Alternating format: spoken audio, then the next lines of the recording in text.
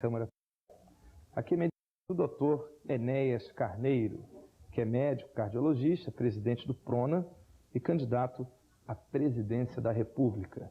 E nós já temos, quero dar boa noite, as boas-vindas aos nossos convidados, né?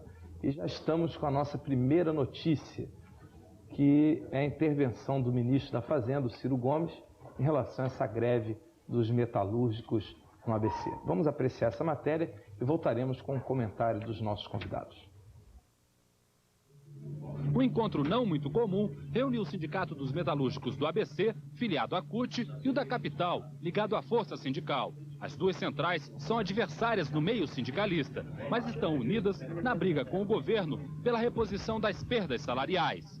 Na reunião de hoje, os metalúrgicos decidiram convocar para amanhã um encontro com representantes de sindicatos de outras categorias. A intenção desta plenária será de discutir e questionar a forma de atuação do governo federal na questão dos metalúrgicos, que, segundo os sindicalistas, está impedindo a livre negociação entre empregados e empregadores. O governo entrou, interrompeu a negociação e nós queremos sair o mais rápido possível, porque com greve perde todo mundo.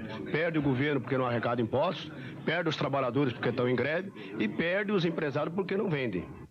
O presidente Itamar Franco e o ministro da Fazenda, Ciro Gomes, que estavam no Rio de Janeiro, viajaram hoje de manhã para Brasília.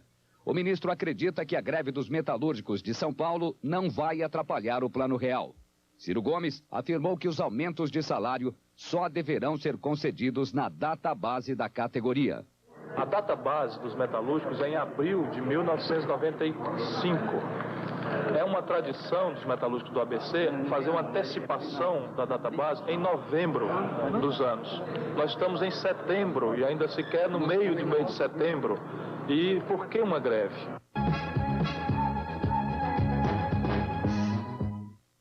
Bom, realmente, pelas palavras do ministro Ciro Gomes, aí está o X da questão. Greve é um direito legítimo dos trabalhadores, uma conquista dentro do regime democrático. Agora, a greve é política? Tem alguma conotação que não seja realmente o reajuste salarial? Bom, vou começar com o doutor Enéas Carneiro, pedindo a sua opinião, seus comentários. No livro que o nosso grupo, o nosso partido escreveu, que já foi apresentado aqui em São Paulo há alguns dias... Pode mostrar, doutor. Posso mostrar? À vontade. Um grande projeto nacional que está, aliás, já hoje, estamos na madrugada, nas bancas aqui, em todas as bancas de São Paulo. Nós comentamos, a página 28, que o plano que que o governo está implementando, né, o plano que está sendo apresentado à nação e desenvolvido, chamado Plano Real, tem apenas uma âncora e mais nada: a diminuição de salários. Quando a URV foi lançada em março de 94, os preços aumentaram vertiginosamente. Isso ocorreu depois, tudo está escrito aqui no nosso livro, ocorreu depois muito, quando o real foi instalado. Então, houve uma perda salarial no mínimo de 30%, de todas as categorias, não apenas dessa que tem greve. E nós previmos aqui que isso ia ocorrer. Então, quando o senhor pastor diz que a greve é constitucional, não há dúvida que ela é constitucional. É um direito legítimo do trabalhador. E que as classes organizadas iriam fazê-lo, também não há dúvida. Há uma questão só aqui. Como o plano não tem nenhum outro tipo de âncora, como o plano não mexeu nas questões precípuas, através das quais poderia ser debelado o processo inflacionário, o plano não mexeu na carga tributária, não mexeu nas taxas de juros, deixou para depois, se é que vai ser feito, e mexeu apenas nos salários, é evidente que qualquer reposição salarial refletir-se-á instantaneamente nos preços. Porque a empresa visa a lucro. Então não há como, se o preço de um produto contém nele embutidos os salários, não há como um aumento de salário não ser refletido. De forma que, e nós previmos isso aqui, está começando o processo através do qual o plano, sem dúvida, ao nosso ver, vai só sobrar. Se o senhor pergunta, é legítima a greve? Sem dúvida. Não só dessa categoria, mas de qualquer categoria, uma vez que todas as pessoas que trabalham foram prejudicadas com a instalação do plano.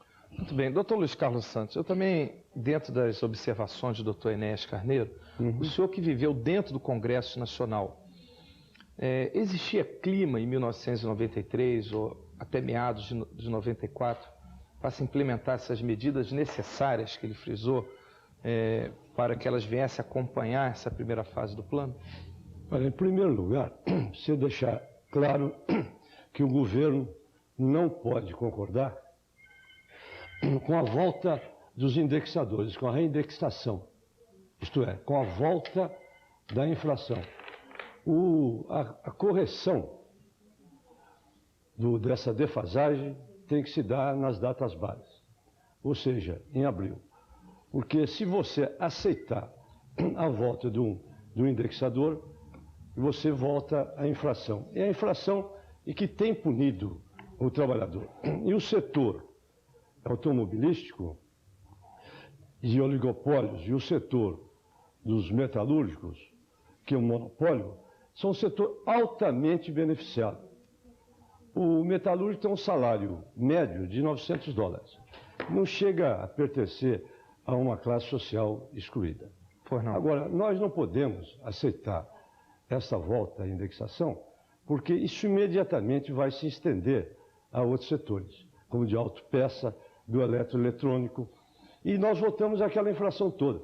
A argumentação do doutor Enéas, que houve perda de poder aquisitivo, isso é desmentido com o aumento do consumo. O imposto inflacionário que punia o trabalhador é estimado em volta de 32 bilhões de dólares. Isso desapareceu. Então aumentou o poder aquisitivo do trabalhador, tanto que aumentou o consumo. Essa é a prova definitiva. E a correção vai se dar pela lei, pela URV, na database. O que não impede a livre negociação. Mas você não pode ter o indexador colocado, porque aí você volta ao sistema inflacionário anterior. Posso opinar? À vontade. Não, permissão do pastor. O debatedor da mesa diz-nos que o poder aquisitivo aumentou. É evidente que houve um acordo feito entre os grandes detentores do capital para que temporariamente a correção monetária ficasse a zero. Podia exemplificar os grandes detentores do capital? Só ele mesmo citou. Nós vivemos sob uma ditadura do sistema financeiro. Quando o plano foi lançado, o governante máximo do país, Sua Excelência, o Presidente da República, na pessoa dos seus representantes da equipe econômica, Sua Excelência, o Presidente, apresentou à nação taxa de juros de 8% ao mês. É curioso que em 93, a mais alta taxa de juros do mercado internacional foi em torno de 7% ao ano na Grécia. Foi apresentado como uma solução, o problema foi apresentada uma taxa de juros de 8% ao mês. O que deu naquela ocasião, os dados não são meus para não poder haver contestação. São dados da Andima e do Banco Central de maio de 94. Com a taxa de 8% ao mês, com uma dívida mobiliária de 57 bilhões de dólares, naquela ocasião foram pagos 4 bilhões e meio de dólares aos donos da nação. Os verdadeiros donos da nação, o pastor perguntou, são os grandes banqueiros, são 150 banqueiros contra 150 milhões de brasileiros. E os donos dos grandes monopólios, oligopólios, que na verdade fazem preços. Nós não vivemos em economia de mercado, isso é mais uma das falácias que se apresentam. Então, quando o debatedor disse que houve uma paralisação da correção, é verdade. Sem dúvida, a correção monetária parou. E a indexação parou, é verdade. Mas isso é um acordo de cavalheiros. Um acordo que só o tempo vai dizer, e daqui a pouco vai dizer se vai ser mantido ou não. Nós estamos falando de outra coisa. O ponto a que eu fiz alusão foi taxa de juros. Não se mexeu nisso. E taxa de juros para qualquer pessoa que estudou um pouquinho de economia é um dos formadores de preço final de produto. E tributo também não se mexeu, citei nisso. Não se mexeu e não se diga que não houve tempo para isso. Houve tempo de sobra. Pastor, eu gostaria de ter pelo menos no mesmo tempo. Claro. Doutor, terá agora. Claro. Terá agora que, inclusive, nós temos a segunda matéria, já vamos para o jornalismo internacional. Ele claramente não respondeu o aumento de consumo e nem o apoio da população de mais de 80% ao plano. Se tivesse ocorrido perda de poder aquisitivo, não teria o apoio da população, portanto não houve perda nenhuma. Houve ganho. Depois a questão tributária foi a questão que não foi resolvida na revisão constitucional. Se tentou, mas não ficou resolvido. E o plano real não é uma solução acabada, nem uma solução final. É o início de um processo de modernização e ajuste do Estado brasileiro. E a chamada correção monetária não foi acordo nenhum, foi fruto de uma lei, a medida provisória da URV que foi aprovada, que unificou os indexadores, não é acordo nenhum.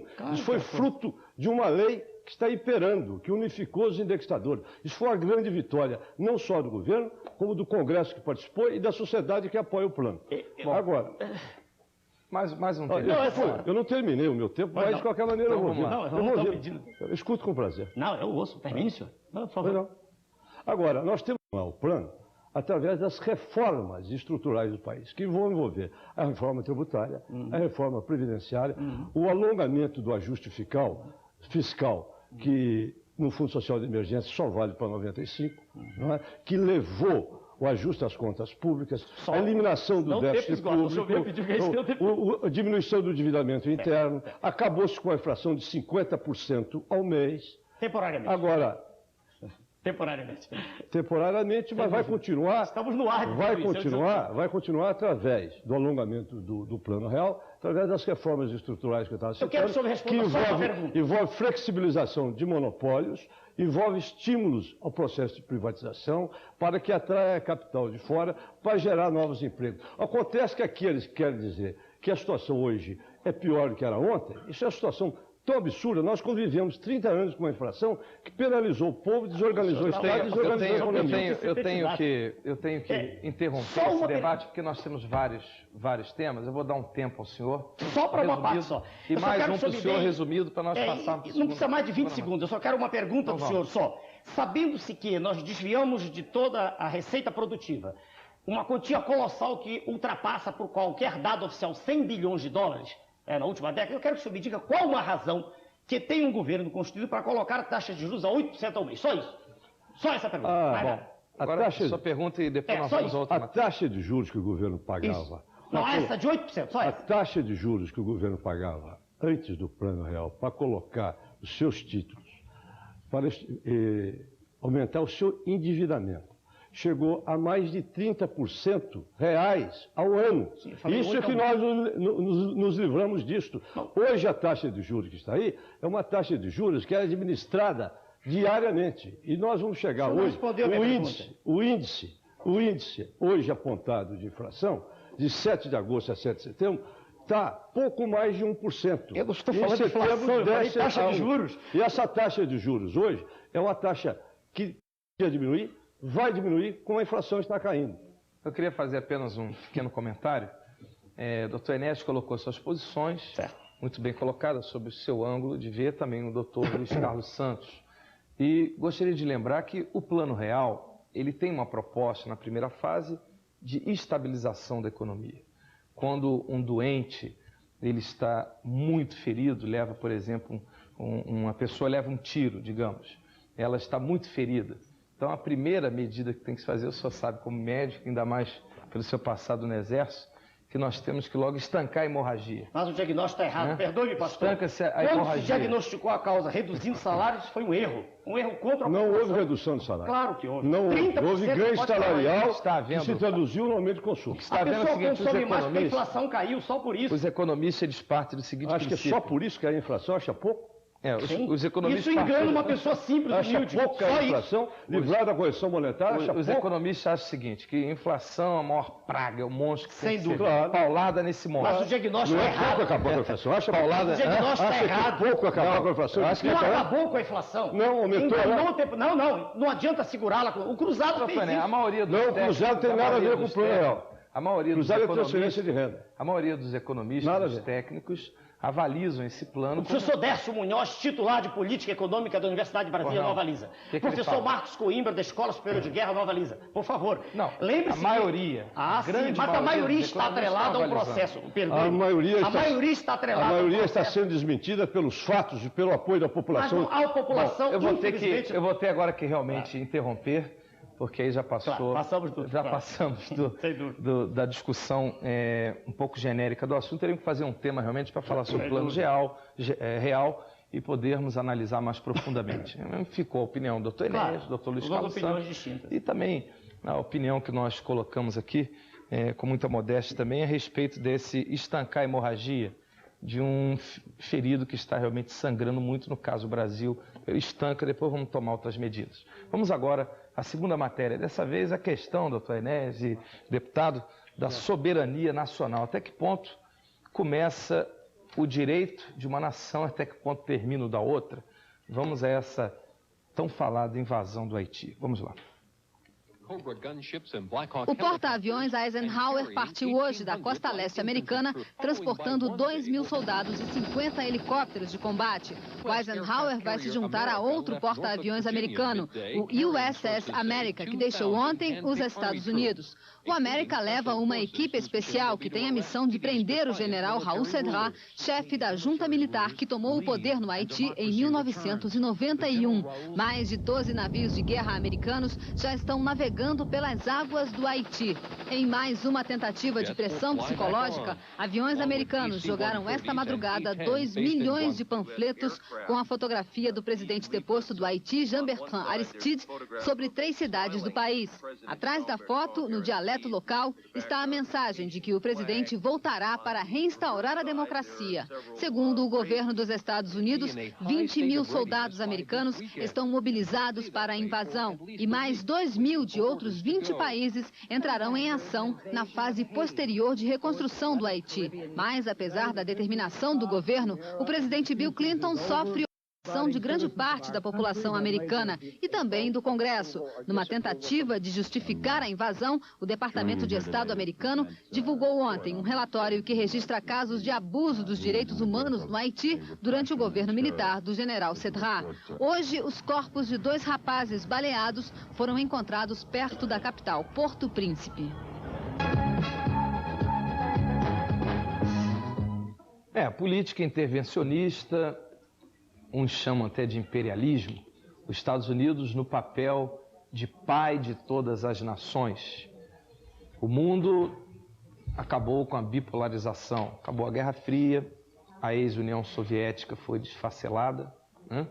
E hoje nós temos os Estados Unidos dominando através da sua política, principalmente a sua política econômica, como líder e assumindo esse papel, agora de uma maneira mais modesta, através do governo de Bill Clinton. E essa invasão no Haiti, um direito ou um erro em todos os sentidos? Doutor Enéas. Eu não aceito. Primeiro, eu não conheço nenhum foro internacional no qual os Estados Unidos tenham recebido o direito de intervir. Não conheço isso.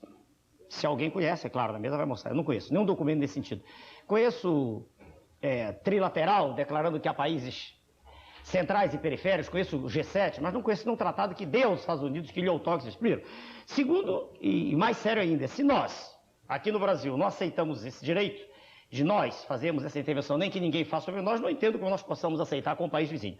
A meu ver, não há necessidade de perder mais tempo. E o próprio Conselho de Segurança da ONU não tem. Não vejo. Não tem nenhuma democracia porque o país não tem poder de veto. Não vejo por que essa discussão ser procrastinada. Não vejo, meu ponto de vista. Por não, doutor também não Luiz tem Carlos muito que alongar, nem encontrar argumentos novos. Nesse campo, estamos de acordo. Nós estamos de acordo. Então não é favorável à invasão do Haiti? Acho que cada um cuide da sua política. O país tem autodeterminação. É muito difícil você aceitar uma exceção, porque a partir daí você passa a justificar outras. Abre-se um flanco. Muito bem. Bom, nós vamos então à nossa terceira matéria. São Paulo está vivendo um boom imobiliário. Só no mês passado foram lançados 5.000 novos empreendimentos. Em pleno Plano Real, como é que nós vamos analisar isso? Vamos lá. O Plano Real está abrindo as portas da casa própria para muita gente. O número de lançamentos do mercado imobiliário em São Paulo triplicou no mês passado. Cerca de 5.000 apartamentos foram colocados à venda. E a estabilidade econômica virou o principal argumento dos vendedores. Hoje nós temos os clientes que se concentram justamente principalmente no congelamento das prestações por 12 meses, sendo que somente será repassado a variação pela nova medida provisória do IPCR ao final de 12 meses. Ana Carolina está fechando o contrato para comprar um apartamento de R$90 mil. Vai pagar R$900 por mês e aposta que a prestação não vai subir. Se não houver inflação, ou seja, se o plano realmente der certo, se efetivamente a inflação vier a 0 a 1% ao mês, eu vou pagar sobre a prestação daqui a 13 meses 1% ao mês, ou nada. Além de comemorar o aumento nas vendas, as construtoras estão comemorando também uma queda no preço do material de construção.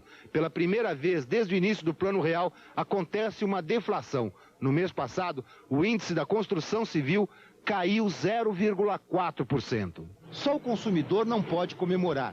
As construtoras dizem que mesmo para quem tem contrato reajustado pelo índice da construção civil, a prestação não vai baixar. Nós estamos congelados por 12 meses. Ao fim desse período, se houver uma deflação, então ela será repassada, sem dúvida alguma.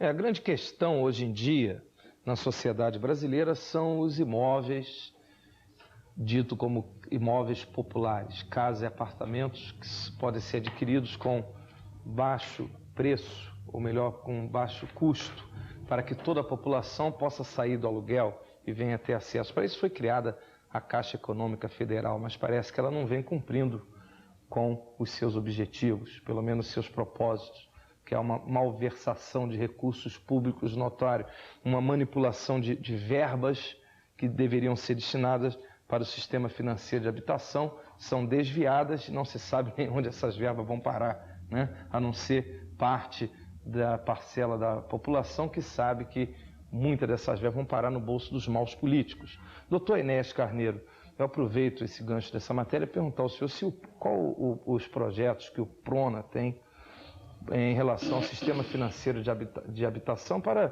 que o povo possa adquirir casas, porque nós vemos condomínios, não é só a pessoa que tem muito dinheiro para comprar, mas essas casas populares, o trabalhador comum tem acesso. O senhor já fez a análise bem apropriada da situação.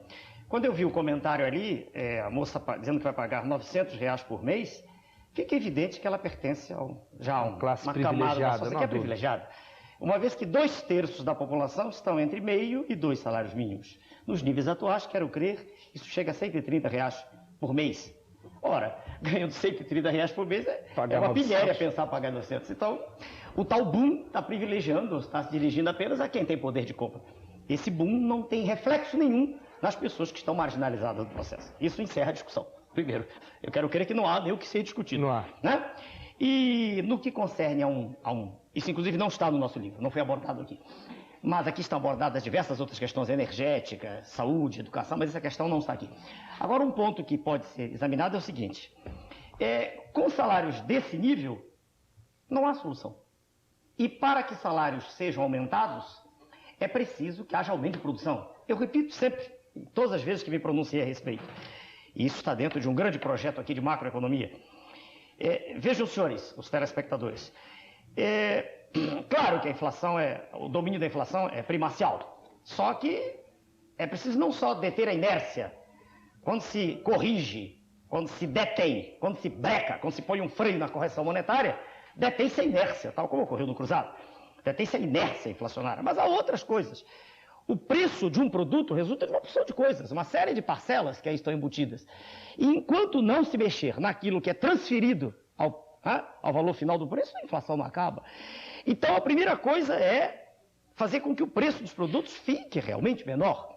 E, a médio prazo, aí sim, diminuindo, né, o valor unitário de qualquer coisa que a gente compre, aí é natural que os salários possam ser aumentados. Aumentar por decreto não adianta nada, porque ele vai ser repassado aos preços. Havendo um aumento real de salário, né, um aumento em que aquilo que a pessoa recebe, unidade monetária, tem maior valor, aí sim, aí a gente pode pensar no plano.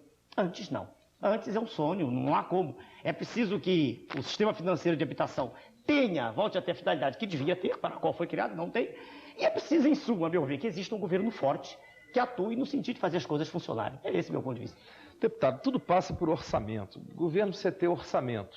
E dentro desse orçamento, o chamado equilíbrio orçamentário. Não se pode gastar mais do que se tem. Que é uma da despesa maior que a receita, o governo vai ter que pegar dinheiro emprestado. Corre ao mercado internacional, endividamento, enfim, problemas cada vez maiores. Como o senhor vê a questão municípios, estados e a própria União, né, terem uma participação, como frisou o doutor Enéas, em relação ao sistema financeiro de habitação? Em outras palavras, resumindo, no português mais claro, como é que nós podemos fazer para que o pobre, aquela pessoa de baixo poder aquisitivo, como é que se pode encontrar uma solução, pelo menos quebrar um pouco a cabeça, pensando para que o pobre tenha acesso à sua casinha? Olha, pastor, eu fui secretário de Habitação do Estado de São Paulo. Eu criei o Plano Habitacional do Estado de São Paulo, que gerou essas 200 mil unidades que estão aí. Fiz entendimentos com os prefeitos, você tinha a doação não desapropriação dos terrenos. Isso barateou a casa, barateou a prestação, facilitou que pudesse ser adquirida essas unidades. Esse é um plano que deu certo. Agora, você teria que buscar também, buscar recursos no mercado, não depender só do Estado para resolver essa questão. Você tem um déficit de 12 milhões de unidades no país. É uma coisa absurda. Então, essa questão não é para ser corrigida pelo Estado. A questão é ser corrigida pelo mercado, você buscar recursos no mercado para estimular a construção de novas unidades, de loteamentos e enfim, você estimular o mercado. Veja você, o boom no mercado imobiliário, esse mercado esteve paralisado por mais de 10 anos. O que é isto? Isso é perda de poder aquisitivo, é um negócio inacreditável. Isso não é perda de poder aquisitivo, não é recuperação do poder aquisitivo que possibilita 5 mil novos lançamentos. Não é isso? Isto aqui é resultado do plano real. Isso é resultado da eliminação da inflação. Ninguém poderia fazer 5 mil lançamentos, você não tinha previsão de custo e nem adquirir. Agora, você, com a eliminação da inflação, você vai corrigindo os setores desorganizados da economia e do Estado. E um deles é o setor habitacional, que vai se beneficiar pela eliminação deste processo inflacionário. Muito bem. Doutor Enésio, uma pergunta. O sistema de mutirão, construção de casas populares de mutirão, foi introduzido aqui no Brasil pelo ex-governador de Goiás, Iris Rezende. Me lembro que na época ele se tornou muito popular por isso. Ia nas cidades e a população se organizava e cada um construía a casa do outro. Vale até para construir escola, isso. O senhor... Independentemente de quem tem a ideia, toda ideia boa tem que ser recebida. Lógico. Não interessa quem teve a ideia. Não há dúvida. A ideia não tem dono. A participação da sociedade é fundamental nisso. Eu só discordo de dizer que é o mercado que vai regir isso. Para o pobre, para o indivíduo ganhar 1 ou 2 salários mínimos, não há como o mercado. Um Estado que fica omisso em relação ao pobre... Eu falei com o mercado. Eu não falei seu mercado. Nem seu Estado. O Estado com o mercado. Estado e mercado. Parceria. Isto. Mas eu repito, uma pessoa que ganha isso que está, ela não tem como, não sobra nada. Porque isso por exemplo, o Estado, no caso, fornecendo material de construção, doutor Enésio, seria... Sem dúvida. Aí faz o mutirão, já resolveria. O mutirão é algo viável, factível e deve ser feito... Para a nossa realidade é bem viável. Sem dúvida, sem dúvida. A participação ativa da sociedade com a mão de obra. Isso vale para a escola e vale para muitas outras coisas. Muito bem. Eu tenho algumas considerações aqui. O mestre Júnior faz uma pergunta. O senhor é delegado de polícia. Está um pouco fora da matéria, mas eu vou aproveitar, visto que o senhor é um candidato majoritário a presidente da República. Ele gostaria de saber o seu plano de governo na área de segurança pública, doutor Enésio. Você podia explicar para o mestre Júnior? A resposta já foi dada em outras entrevistas para o mestre Júnior, senhor delegado. Veja bem, a segurança pública não é uma questão nacional. É nacional a questão de preocupação com as fronteiras, com o tráfico, né? E para isso existe a Polícia Federal. Agora, a segurança no Rio de Janeiro e São Paulo é problema do Estado membro, não da União. Mas a Constituição também prevê que quando se chega a um estado quase de calamidade pública, como por exemplo ocorre no Rio de Janeiro, aí está prevista a intervenção. Digamos assim, um remédio amargo, mas em certas situações não há outro. O que deve existir, eu repito sempre, é exemplo. Exemplo. Quando se tem no topo da pirâmide o não cumprimento da lei, nada funciona. Nem o sinal de trânsito, nem a ele existe obediência. A equipe de futebol veio agora há pouco tempo e infringiu uma lei, que é clara, meridiana, como líquor, né? Uma pessoa sem meningite. Claro. E aí, um cidadão, um dos dirigentes da ação, da Receita Federal, optou por tomar uma medida naquele instante.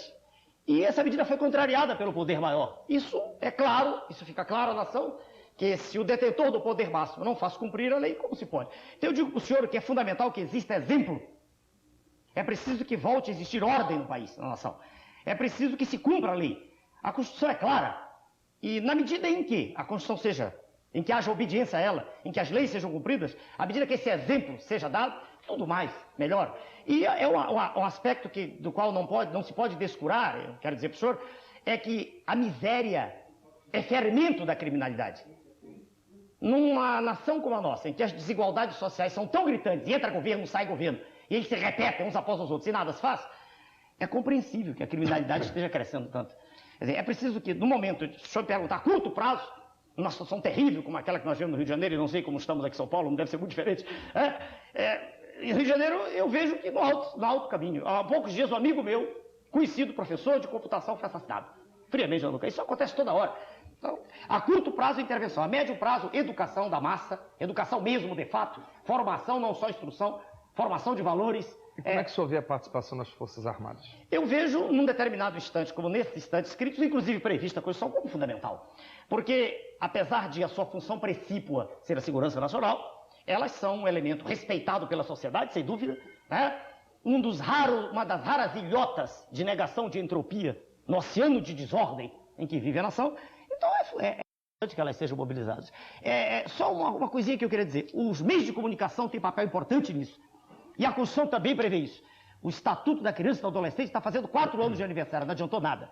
Cenas de violência, de sexo explícito, de lascívia, de estímulo a tudo que não presta, são apresentadas diariamente no horário nobre da televisão. A família está sendo agredida. A família está sendo agredida de modo violento e nada se faz. Falta coragem para agir. E é possível agir dentro da lei, a Constituição prevê. Não se encontra nenhuma rede de televisão exemplar nesse país, não há dúvida nenhuma. Bom, nós temos aqui algumas participações que são dirigidas ao Dr. Enéas, eu passo em suas mãos. Realmente a participação de todos nós no contexto social, ela tem que melhorar, tem que ser mais... tem que ter mais qualidade, a sociedade está precisando de qualidade. Nós precisamos preservar determinados valores, e essa bandeira nós não podemos deixar de ponhá-la, como bem frisou o doutor Enéas, quando cita os exemplos da pornografia, do sexo explícito, da lascívia, enfim, da participação dos meios de comunicação. Vamos diminuir esses programas que não contribuem em nada para a formação do povo brasileiro. Inclusive, doutor Enéas, é difícil hoje, eu me lembro na minha época de garoto, cantava o hino nacional na escola. Eu disse isso há pouco tempo, disseram que eu era fascista? Porque eu disse que era preciso cantar o hino nacional na escola. Então eu também sou fascista. Então somos todos. Não, o senhor também acha importante cantar o hino nacional na escola, como se cantava antigamente, doutor Luiz Carlos Santos? Eu acho que deve se cantar. E nem por isso somos fascistas, né? Ser fascista por outras razões, não por esta. Por outras razões, sim. Não por isso, não por cantar. E não por isso, não por defender o civismo, não por defendermos a preservação nacionais, dos valores, exatamente, da família, principalmente, etc. E nós temos que ter tudo com uma certa dose de equilíbrio. E o que é certo tem que se ter coragem de dizer, não há dúvida nenhuma. Agora nós vamos a uma outra parte, a parte da ética na política. Realmente está havendo uma varredura em todo o território. Uma revolução ética. Uma revolução ética no país, doutor Enéas. Antigamente, fatos como esse aqui passavam desapercebidos. O jornal podia publicar, mas não acontecia nada, né? A grande novidade é que se passou realmente a punir.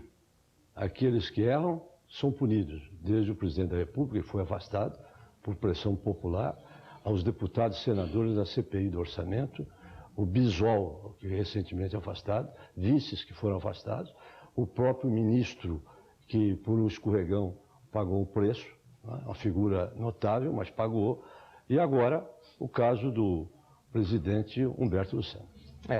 Parece que nós estamos numa nova perspectiva, um novo horizonte, parece que está começando a clarear a nossa frente. Pelo menos nesse episódio, vamos analisá-lo.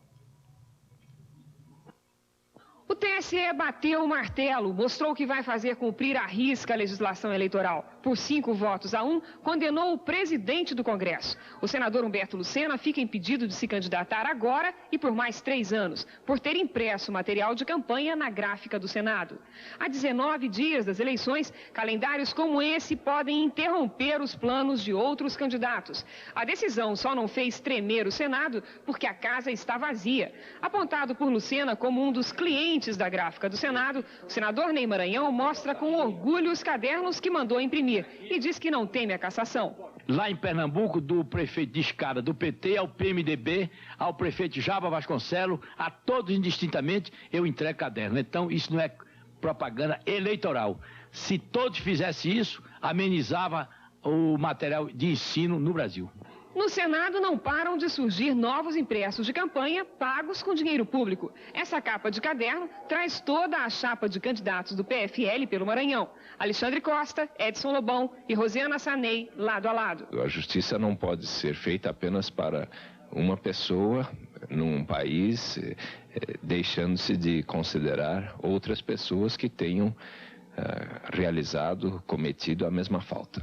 A decisão do TSE pode provocar uma verdadeira maratona de denúncias e de novos pedidos de impugnações de candidaturas. Já há quem preveja uma reviravolta inédita no cenário das próximas eleições, com os partidos tendo que correr à cata de novos candidatos para substituir os impugnados. Aqui no Senado, a lista promete não ser pequena. Muito bem, vou começar mais uma vez pelo doutor Enéas Carneiro. Essa situação aí da cassação do senador Humberto Lucena, sem querermos entrar ainda no mérito, pelo menos da minha parte, porque ainda vai ser julgado aqui um recurso, né, pelo, como diz a matéria, pelo advogado Saulo Ramos, contratado pelo senador Humberto Lucena. Como sobre essa questão do uso da máquina, do governo, enfim, a ética na política?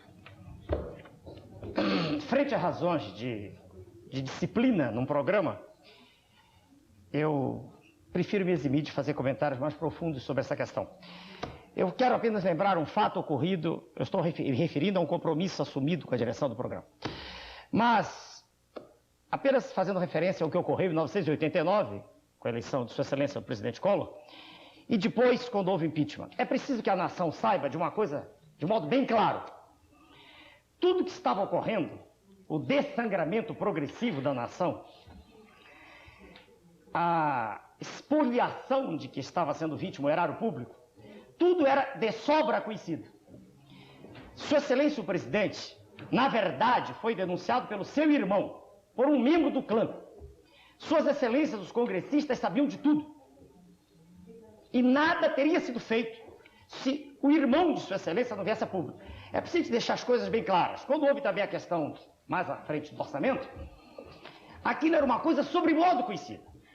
A deputada do partido a que pertence, dona Regina Gordilho, ao entrar na Câmara, fez comentários na imprensa dizendo que aquilo ali era insuportável, que havia coisas horríveis ali ocorrendo.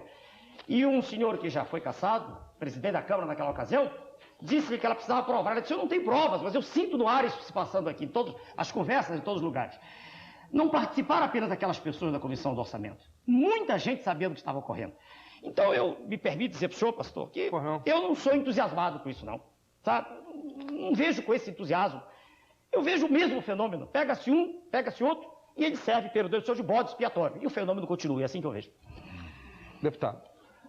Há indiscutivelmente uma revolução ética no país. O nível de exigência aumentou, não se aceita mais comportamentos como comportamento de um presidente da República, de deputados, senadores, que praticaram delitos. E hoje vocês punem. Realmente hoje há a punição.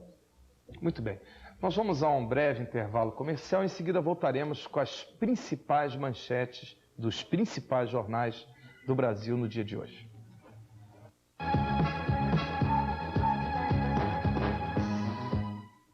Muito bem, vamos então às principais notícias ou às manchetes dos principais jornais nesta quinta-feira.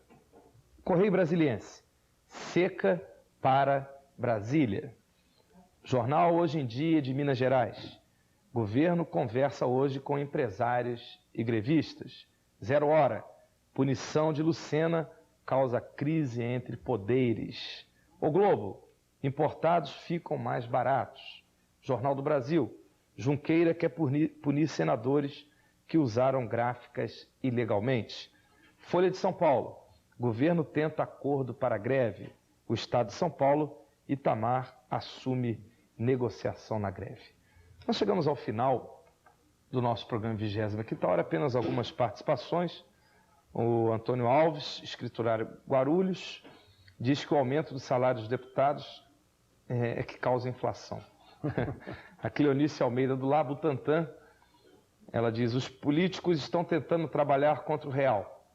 Mas por que não fizeram nada para ajudar a população antes do real? O real está aí e vai prevalecer para a alegria do povo brasileiro. Celso Landim, aposentado, ele dar uma sugestão. Por que o 20ª hora não aborda um tema da perseguição e discriminação pertinente ao aposentado? Muito bom, vou deixar aqui, sugerir ao Paulo de Andrade. Sérgio Jacquinian, economista, ele diz que, já que o plano real é eleitoreiro, se é eleitoreiro, qual é a solução para destruir a inflação? Ele diz que não vê outra solução anuncia o Plano Real e deixa as suas solidariedades ao deputado Luiz Carlos Santos. Geraldo José, maquiador, Mogi das Cruzes, ele dirige a pergunta ao senhor, doutor Enéas. Eu faço a pergunta e também quero agradecer a sua presença, pedir juntamente com a resposta a essa pergunta, as suas considerações finais. Ele diz o seguinte, ele é maquiador aqui de Mogi das Cruzes, ele diz: doutor Enéas, se o senhor sabe que o minério, ferro, sai do Brasil ilegalmente, por que não faz alguma coisa para impedir? Diz que é um admirador seu, eu gostaria de ganhar um livro. Tá aqui. Obrigado, senhor Geraldo. Eu não faço nada porque nada posso fazer. Só há uma pessoa que tem poder para isso, é Sua Excelência o Presidente da República. Mais ninguém. A política mineral é da União, não é de Estado-membro, não é de município, e ninguém tem condição de modificar isso. Só uma informação para o senhor. A sua nação, a nossa nação, é a mais rica do planeta em subsolo. É a mais rica em água potável. É a mais rica em floresta. É a mais rica em todos os dotes naturais. Tristemente, é um dos piores índices de distribuição de renda do mundo. Sobre o livro, a gente vai mandar para o senhor e as considerações finais o senhor pediu. Pois não. Eu só queria dizer para a população uma coisa, para os telespectadores que estão até essa hora nos ouvindo. Nós temos, eu digo nós porque eu sou cidadão também como o senhor que está ouvindo, nós temos todos sido enganados permanentemente, ano após ano, década após década. E o senhor não espera nada em pagar para ver. Daqui a pouco o senhor vai ver, daqui a pouco, após as eleições, o senhor vai ver uma coisa maquiavélica que foi urdida, diabolicamente planejada, para que o senhor inocentemente acreditasse nisso. E mais uma vez, as suas esperanças tristemente desaparecessem. O senhor vai esperar. Eu não tenho como lhe mostrar isso. É impossível lhe mostrar, acenar. Mas tristemente, esteja certo disso, o que está aí acenando para o senhor é uma farsa. Não quer dizer o seu nome? Não precisa, senhor. Obrigado. Então, tudo bem. Deputado, muito obrigado. Daqui a pouco nós vamos ter um país melhor. Daqui a pouco nós vamos ter um país mais moderno.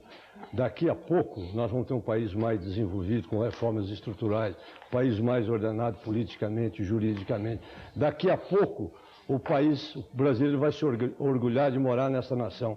Nós não vamos voltar nunca mais à situação passada de inflação. Há aqueles que torcem pela inflação, aqueles que torcem pelo câncer, aqueles que são negativistas, aqueles que não apresentam nunca uma alternativa, só sabem criticar, o plano deu certo, tem apoio do povo brasileiro de mais de 80%, o poder aquisitivo aumentou, o povo está satisfeito. Daqui a pouco, não tem farsa nenhuma, daqui a pouco tem um avanço, porque isto é uma exigência da nação. Muito bem. Chegamos ao final de mais um programa, 25ª hora, pela nossa Rede Record de televisão. Voltaremos hoje hoje é um pouquinho mais cedo que quinta-feira, e devido ao horário eleitoral, o programa entrará no ar a partir das 22h30. Fica agora com o programa Palavra de Vida. Muito obrigado pela sua atenção, pelo seu carinho.